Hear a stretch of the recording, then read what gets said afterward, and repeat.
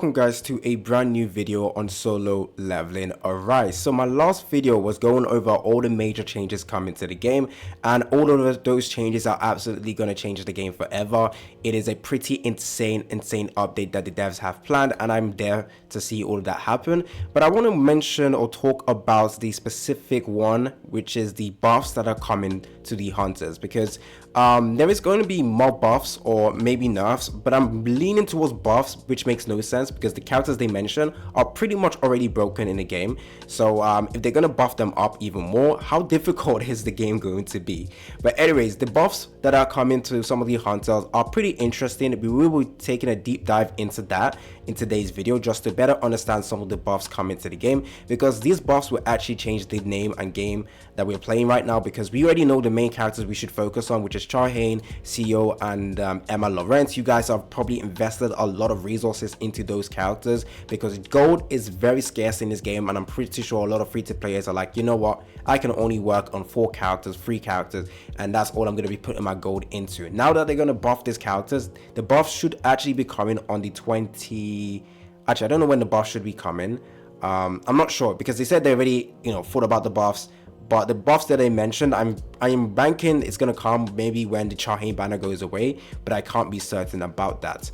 But the buffs that are coming is for BAEK BORA, DOOGSOO,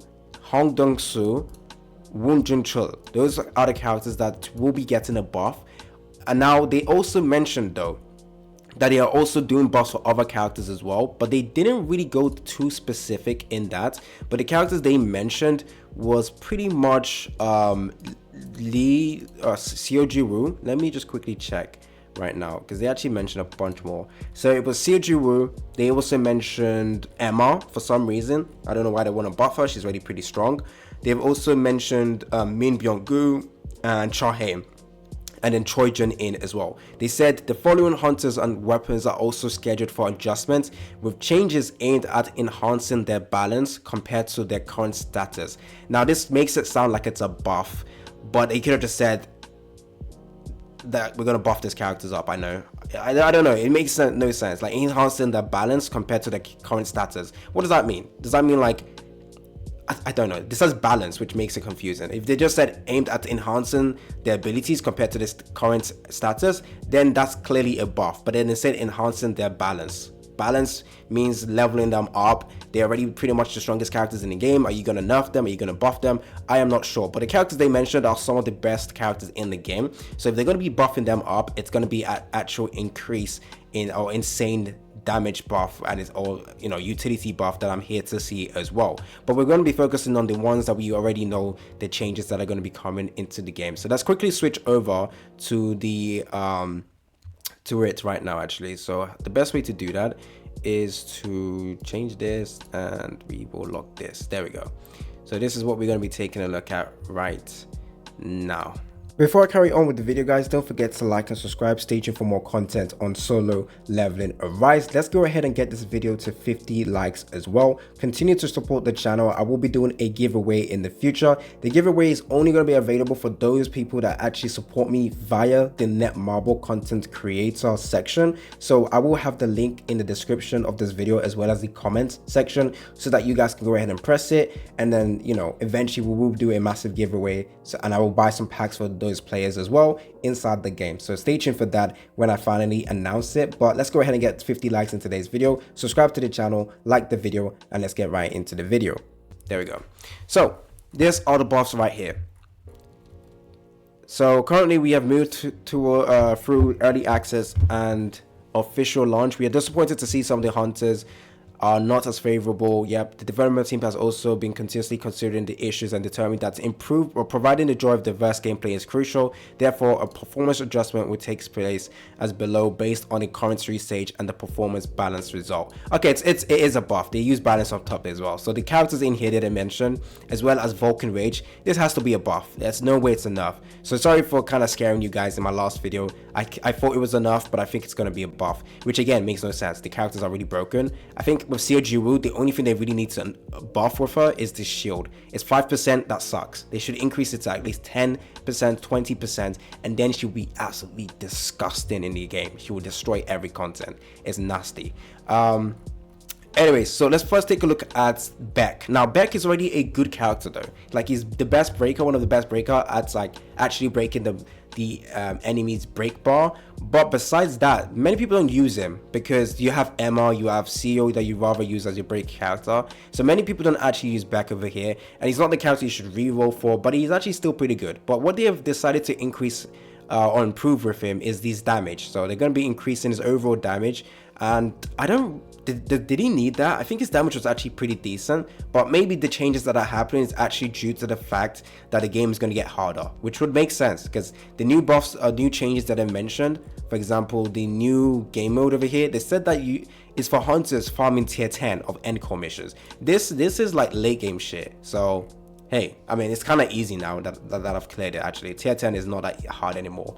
But do you have content like this that will be coming out? We also have future content they've also talked about, which was the workshop for Bright. So yeah, this stuff is coming in the future as well. So maybe it's too difficult, so they want to buff the characters up.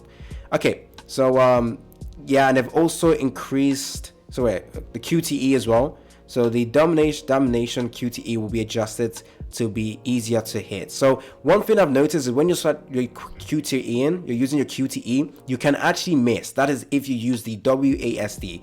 So usually what I do when I'm about to use a QTE is I take my hands off of that buttons, and the system usually auto locks and I never miss my QTE. But many people don't know about that and they actually miss the QTE. So maybe that's what the adjustment is around. So easier to hit when attacking at close range. Now you will use the domination skill without hesitation. Is there like a pause when he uses the skill? Let me just quickly go into the game right now and see. So I'm going to go over to the skills. QTE was domination. Let me just preview it. Let me see. There was no pause actually, so I don't know. Actually, when he shoots up in the air, there is a pause before he slams down. So maybe that's what they mean. Let me just quickly show you guys. So look at the QTE right here. So there is not really a pause until we got there, and then that's a little pause. So maybe they mean that you'll be able to just do that as fast as possible. So there'll be reduced time on that, which would be really cool. So yeah, we just have to wait and see for that as well. Okay, so going back into the other changes that are coming. JINCHUL next. Let's just see what some of the changes that they're actually introducing as well. So JINCHUL is a character that everyone says not to reroll for. He is given to you for free, so it makes sense. He's not really a great character. He's the only break character for the wind type, so he does have his usefulness, but many people just tell you not to work on him, which I, as you can see in my account, did not work on him. I see no use for this character pretty much. So let's see what some of the changes that they've actually introduced with this character. So with the addition of super armor, that is already a massive plus.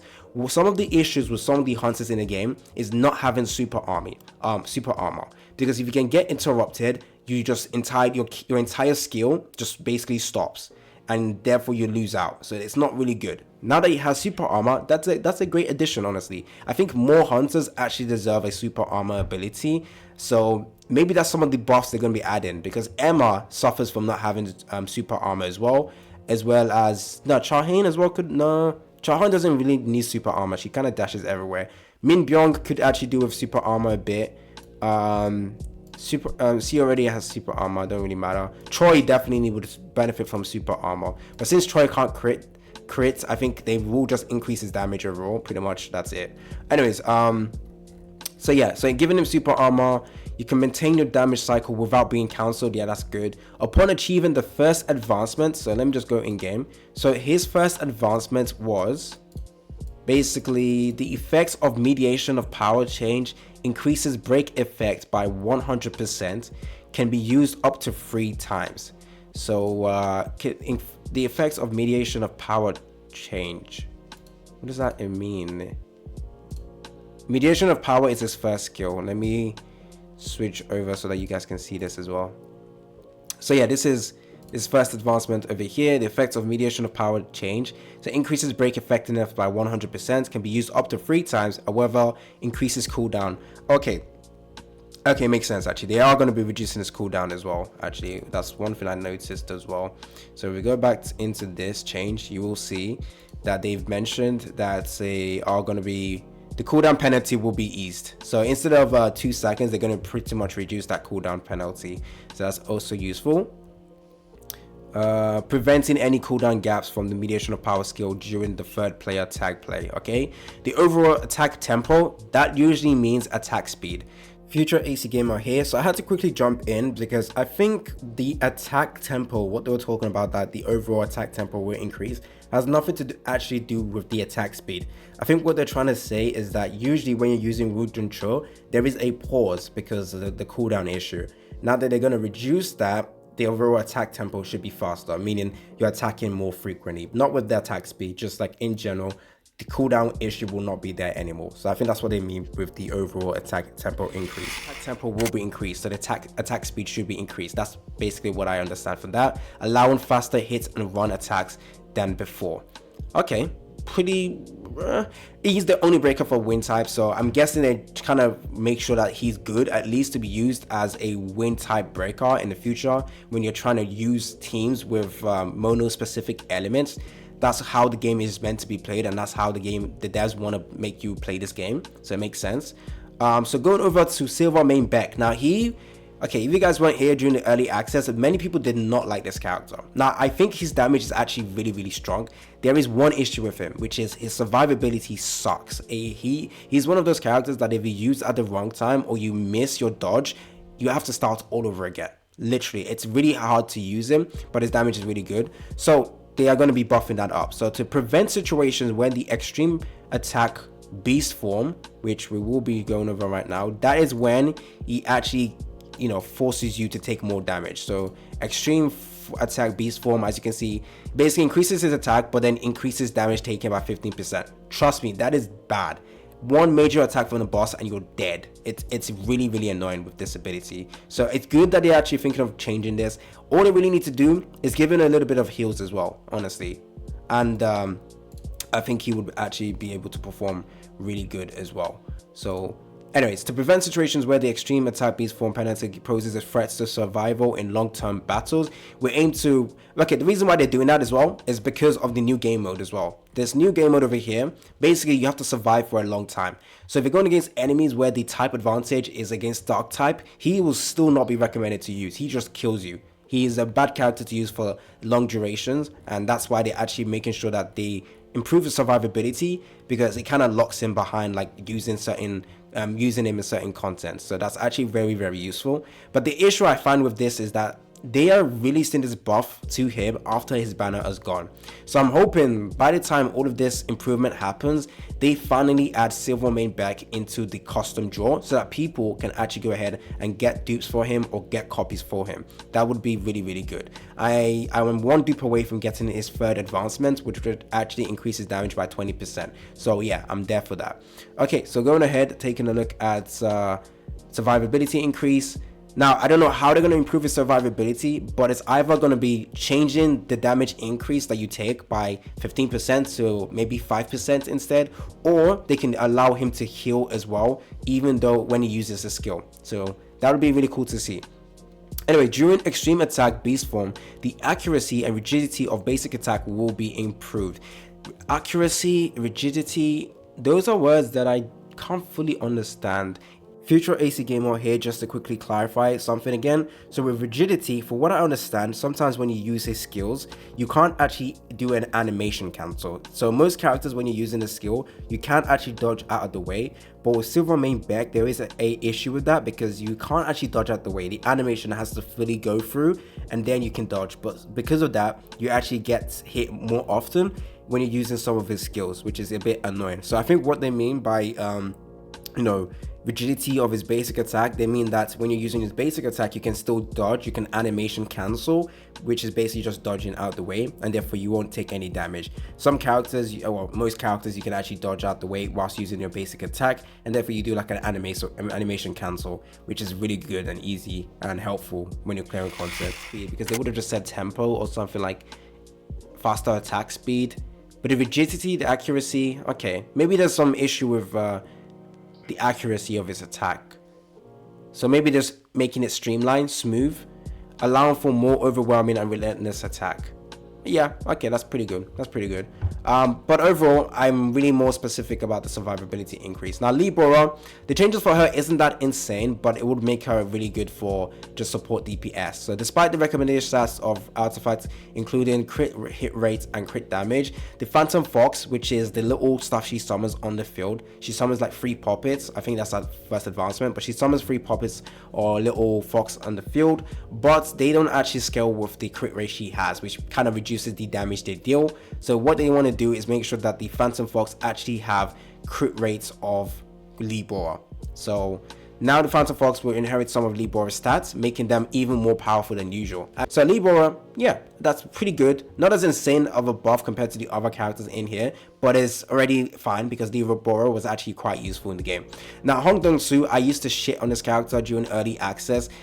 He wasn't good because I feel like he's most of his attack are kind of fast paced, but in struggles with like interruption and also like survivability, I guess. So the difficulty of using charge skill due to the absence of super armor before the impulsive rage effect will be improved. Future AC Gamer has to jump in right now again, just to quickly clarify something. So in regards to DOOGSOO, they didn't really specifically tell us how they're going to actually reduce the difficulty of using his charge speed due to the absence of super armor. There's 2 speculations I could have, which is reduce the charging duration, or they can just give him super armor. But essentially, that is pretty much the entirety of his changes that is actually happening to him. So therefore, his overall damage will increase because you won't get interrupted when you're using his charge skill, so you can actually land your attacks. So it's not really like a huge insane change, but it's still a welcome change nevertheless. So yeah, that's pretty much understanding his kit, or his kit change.